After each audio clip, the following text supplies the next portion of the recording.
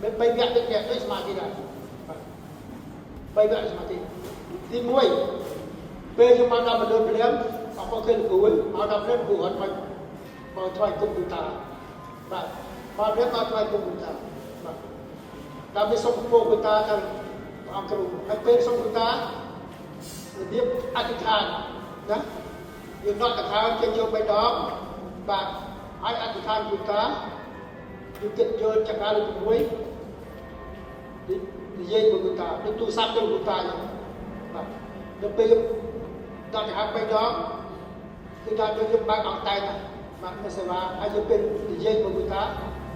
យើងយកចក្រា6នេះយើងគូតាថ្ងៃនេះខ្ញុំអង្គគ្រូខ្ញុំឯងខ្ញុំមកបណ្ដុលដើម្បីជួយព្យាបាលគេសូមអង្គគ្រូជួយឲ្យដៃរបស់ខ្ញុំកាយស័ក្តិសិទ្ធិដាក់ទៅជាបងណាតាមម្ដងពីរដង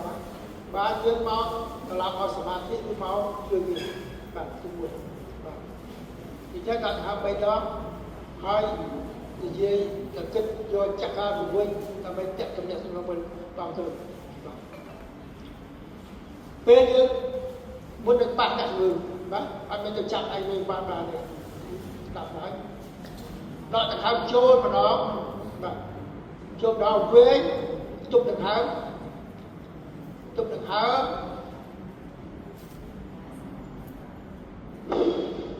បាទបន្ទាប់ចេញព្រមលើក្បាក់មុខគេបាទបែរមុខចេញបាទដល់ទៀតមុននឹងបាត់អ្នកមើល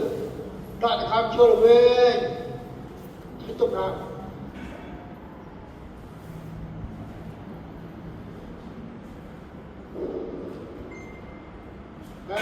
យើងដាក់ចាំចក្រា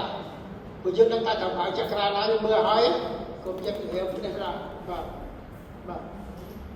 ហើយបានដៃមួយទៀតដាក់ចាំកន្លែងណាមួយទៀតចក្រាដែលយើងត្រូវការដែរពួកយើងដាក់ទី2យើងគឺដៃមួយចង់ចក្រា7ជាប់7ជាចក្រាមេដៃមួយចក្រាជាប់លើ7ដៃមួយទៀតចាប់ជំងឺអបមកគាត់ឈឺក្បាលយើងថាបើចក្រាលេខបាន6បាទ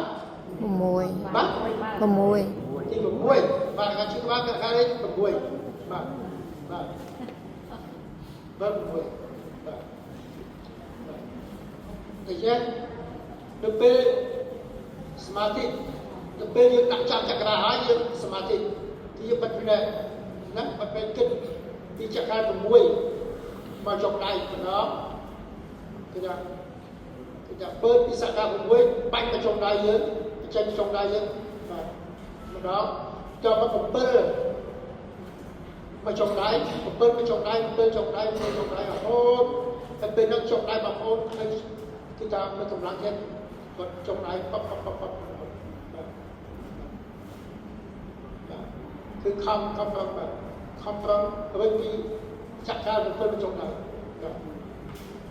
យូរដល់មកគាត់អាចផ្លុំចោលដល់តែមិនទៅឲ្យគាត់ជួយគាត់ណាជួយ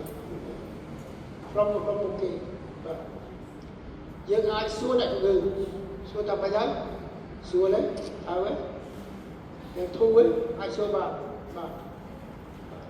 ហើយបើមិនសួរអ្នកជំងឺតឲ្យព្រោះយើងគាត់តដល់មិនដែរនៅពេលគាត់ឈឺថ្មី